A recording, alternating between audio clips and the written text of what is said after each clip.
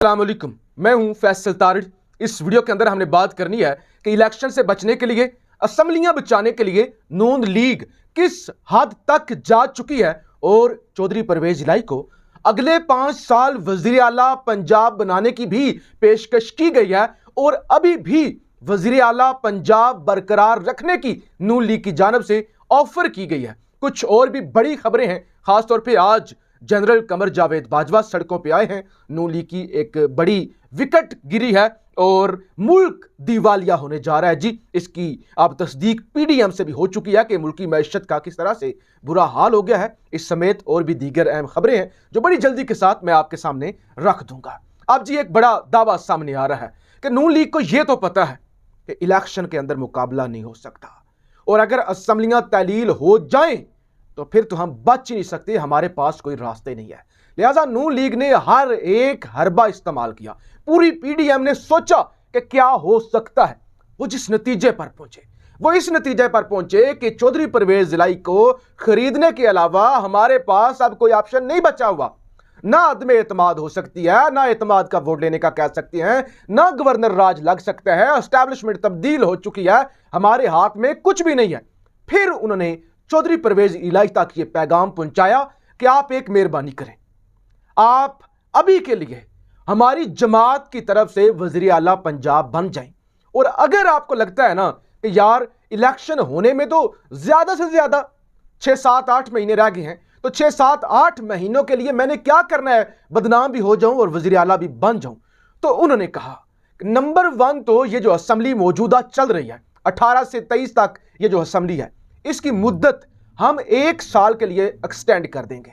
हम कहेंगे क्योंकि मुल्क दिवालिया हो रहा है, क्योंकि हमारे पास पैसे नहीं है, इलेक्शन करवाने पे अरबों रुपए का खर्चा आता है। लिहाजा जब इस तरह के हंगामी हालात हो जाते हैं तो इलेक्शन कमीशन आइन के एक आर्टिकल के जरिए असेंबली की मुद्दत एक्सटेंड कर देता है, तो वो हमारी जिम्मेदारी है, वो हम करवा लेंगे। तो लिहाजा ये जो 7-8-9 महीने अभी बचे हुए हैं ये भी होंगे और आपके पास अगला 1 साल भी होगा, क्योंकि हम असेंबलीज की मुद्दत एक्सटेंड कर लेंगे। अच्छा यही नहीं, हम आपके साथ वादा करते हैं कि नवाज शरीफ वापस आ जाएंगे, हम भरपूर कैंपेन करेंगे और आपको हम खुली छुट्टी देंगे कि जितने मर्जी हैं आप पैसे रखें, फंड्स अपनी मर्जी से दें। जो 2-3 इजला आपके नीचे हैं, हाफजाबाद, मंडी बहाउद्दीन, गुजरात और चकवाल के अंदर भी आपकी, और जनूबी पंजाब के अंदर भी कुछ इलाकों के अंदर आपकी फॉलोइंग है, तो लिहाजा आप वहां पर भी मजबूत होंगे। तो लिहाजा अगली दफा भी हम आपको अगले 5 साल मुद्दत के लिए दोनों मिलकर मेहनत करेंगे, इतनी सीटें हासिल करेंगे और हमारी तरफ से वजीर आला पंजाब आप होंगे। तो ये लालच दी गई है कि आप मजमूई तौर पे 5 साल अगले और 2 साल तकरीबन ये 7 साल के लिए वजीर आला पंजाब बन सकते हैं अगर आप हमारे साथ आ जाते हैं। अभी तक जो इतलात हैं उन इतलात के मुताबिक चौधरी परवेज इलाही ने ये तमाम की तमाम ऑफर्स, ये सारी की सारी लालच उन्होंने जो है रिजेक्ट कर दी है, जूती की नोक पर रखी है। और मोनस इलाही ने यह कहा है कि हम तो इमरान खान के साथ खड़े हुए हैं, क्योंकि यानी कि आप चौधरी बरादरान को समझे कि बड़ी बात के पक्की हैं। पहले भी उन्होंने वाज़ा कर दिया ना कि हम खान की मोहब्बत में नहीं आए थे, हमें तो कमर जावेद बाजवा ने कहा था कि आप उधर जाओ। लेकिन चौधरी को यह पता है कि ये झूठे हैं, ये फ्रॉडिये हैं, ये 2 नंबर है, इनकी बात पे यकीन नहीं किया जा सकता। जैसे राणा सनाउल्लाह ने कहा कि बम धमाका हो जाएगा, अल-कायदा के दहशतगर्द आ गए हैं, इमरान खान पर फिर कातलाना हमला हो सकता है, लिहाजा पिंडी के अंदर जलसा ना करें, ये करें वो करें। उसके बाद रात को राणा सनाउल्लाह हंस रहा था कि मैंने तो नफ्सियाती खेल खेला था, मैंने तो डराने के लिए कहा था। यानी एक वजीर दाखिला इतनी बड़ी बात कर रहा है और बाद में वो कहता है मैंने तो नफ्सियाती खेल खेला था। तो लिहाजा ये झूठे 2 नंबर फ्रॉडिये लोग हैं। लिहाजा चौधरी परवेज इलाही इन पर एतमाद नहीं कर रहा। अब ये इतलात हैं, पीटीआई ने वाज़िया कर दिया है कि हम 30 दिसंबर से पहले असेंबलियां तोड़ देंगे।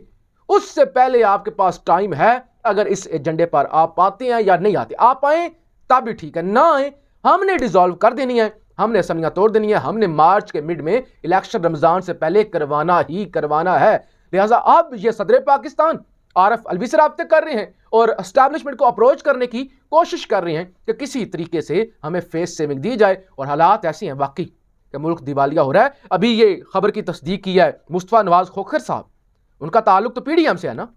मुस्तफ़ा नवाज खोखर कहते हैं कि ये जो मिफ्ता इस्माइल को हटाकर इस सुरमा को लाया गया था, ये जो इस हाथ डॉलर को लाया गया था, इसने आकर तो और बेड़ा गर्क कर दिया है। और मुस्तफा नवाज खोखर कहते हैं कि पाकिस्तान के दिवालिया होने के जो चांसेस हैं वो मज़ीद बढ़ चुके हैं और इस वक्त ये जो लोग हैं ये पाकिस्तान की मैशत को संभाल नहीं पा रहे और मुल्क दिवालिया होने के खदशात जो हैं वो बढ़ते जा रहे हैं। ऐसे में जी नून लीग की आज एक बड़ी विकेट PTI की जानब से गिराई गई है और ये बड़ी विकेट है, कोई आम नहीं है कि नून लीग के रहनुमा और साबिक मशीर वज़ीर आला पंजाब PTI में शामिल। नून लीग के साबका जो है वो ये मशीर थे वज़ीर आला पंजाब के हमजा शहबाज के, और इनका अपने हल्के में बड़ा असर और सूख है। और वसीम अहमद खान आज PTI में शामिल हुए हैं। सेनेटर एजाज चौधरी जो कि मरकज़ी नायब सदर हैं PTI के लाहौर वाले, इन्होंने मफलर पहनाया है और इन्होंने PTI के अंदर शमूलियत अख्तियार कर लिया है। ज़राए ये बताते हैं कि दर्जनों हाजिर सर्वस करंट नून लीग के MNAs MPs लाइन में खड़े हुए हैं, इंतजार कर रहे हैं कि कब इमरान खान हमें ग्रीन सिग्नल दे और हम PTI में शिरकत कर लें। लेकिन इमरान खान का मनसूबा इस दफ़ा और है, वो कहते हैं कि जो मेरे दरीना साथी हैं इस दफ़ा मैं टिकटें उनको दूंगा, लिहाजा इस दफ़ा क्योंकि पहली दफ़ा ऐसा होगा कि जमात नज़रिए की बुनियाद पर जीतेगी, वो जो आपका वो कैंडिडेट होता है वो जो क्या होते हैं इलेक्टेबल्स होते हैं उनकी बुनियाद पर नहीं। तो इमरान खान कहते हैं कि इस दफ़ा नए लोगों को, नज़रियाती लोगों को मैं दूंगा जो टिकट। इसके अलावा PTI के पास मैंने आपको बताया था सिंध असम्बली के जो इस्तीफ़े हैं वो आ गए थे खुर्रम शेर ज़मान के पास, और अब PTI जो सिंध के अरकान हैं उनके इस्तीफ़े इमरान खान को पेश किए जा चुके हैं। तो इमरान खान के पास सिंध के जो 26 रुकन हैं उनके इस्तीफ़े पहुँच चुके हैं। इसके अलावा कप्तान अब सिंध की तरफ ध्यान करने जा रहा है और आज उसकी बड़ी निशानी है। एक तो कल कप्तान ने कहा ना कि मेरी सबसे बड़ी ख्वाहिश है कि मैं सिंध के लोगों को जरदारी का जो डाकू राज है उससे आज़ादी दिलाऊं। आज फिर सिंध का कल्चरल डे भी है, यानी सिंधी सकाफत का आज कौमी दिन है सिंधी को, और हम सब भी अपने सिंधी भाइयों के साथ हैं। और मेरे तो बेशुमार दोस्त हैं जो सिंध से हैं, जो सिंधी ज़ुबान बोलते हैं, बहुत ही मीठी ज़ुबान और बहुत ही प्यार वाले लोग होते हैं, मोहब्बत करने वाले, और इतनी मोहब्बत वाले मैंने लोग कम देखे हैं। आज इसी के साथ आपने किसी से मिलना है ऐसे साईं क्या हाल है, हाथ जोड़ के और बड़े अदब से साईं कैसे हैं, और फिर उर्दू भी जब बोलते हैं तो वो बड़ी प्यारी इनका एक्सेंट और लहजा, मेहमान नवाज लोग, मौला को मानने वाले,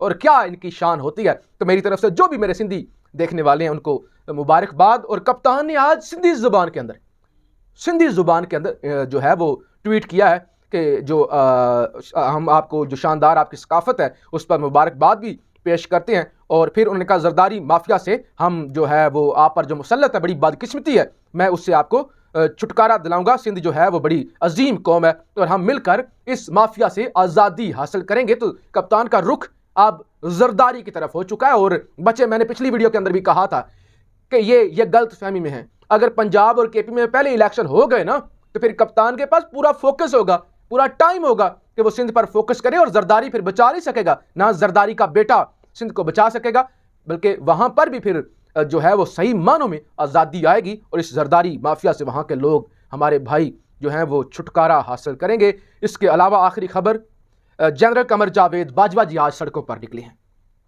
हालांकि नजम सेठी साहब कह रहे थे कि उनका सड़कों पर निकलना मुश्किल हो जाएगा, यानी इश्तियाल दिला रहे थे। मैंने कल भी आपको कहा था ये इश्तियाल दिलाते हैं ये जानबूझ के, कि जिस तरह से मरियम सड़कों पे नहीं निकल सकती, बाऊजी लंदन के अंदर अपने एवन फील्ड के फ्लैट से बाहर नहीं निकल सकते, लोग वहां पे पहुंच जाते हैं। तो नजम सेठी ने कहा था कि बाजवा साहब के लिए भी निकलना मुश्किल हो जाएगा। और खासतौर पे खान साहब ने रात को जो तनकीद की कि ये झूठा था, ये धोखा देता था, ये चीट करता था, इसने ट्रक की बत्ती के पीछे लगाया हुआ था, एक्सटेंशन देने पर शर्मिंदा हूं, वो सारी खान ने बड़ी खुल के बात की। पिछली वीडियो के अंदर हम वो बात कर चुके हैं। तो आज रावलपिंडी के अंदर टेस्ट मैच हो रहा है पाकिस्तान और इंग्लैंड का। इंग्लैंड ने पहली इनिंग तो बहुत ही शानदार खेली थी और एक रिकॉर्ड कायम किया था कि 650 से ज्यादा का टारगेट पाकिस्तान को दिया।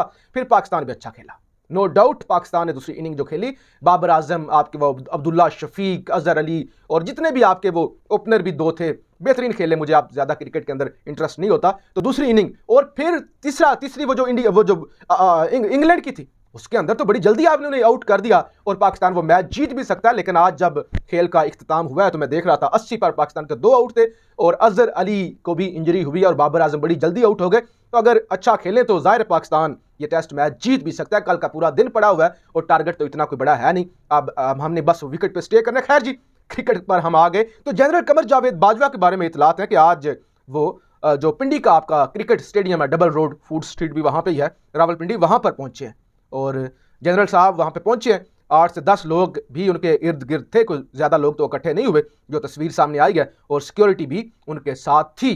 तो शायद ये एक टेस्ट हो कि देखते हैं कि किस तरह का रद्द अमल आता है, कि सड़कों पर निकला भी जा सकता है या नहीं निकला जा सकता। यानी वो एक टेस्टर आप लगाते हैं ना कि निकलें, क्या रिस्पॉन्स आएगा, लोग किस तरह से रिएक्ट करेंगे।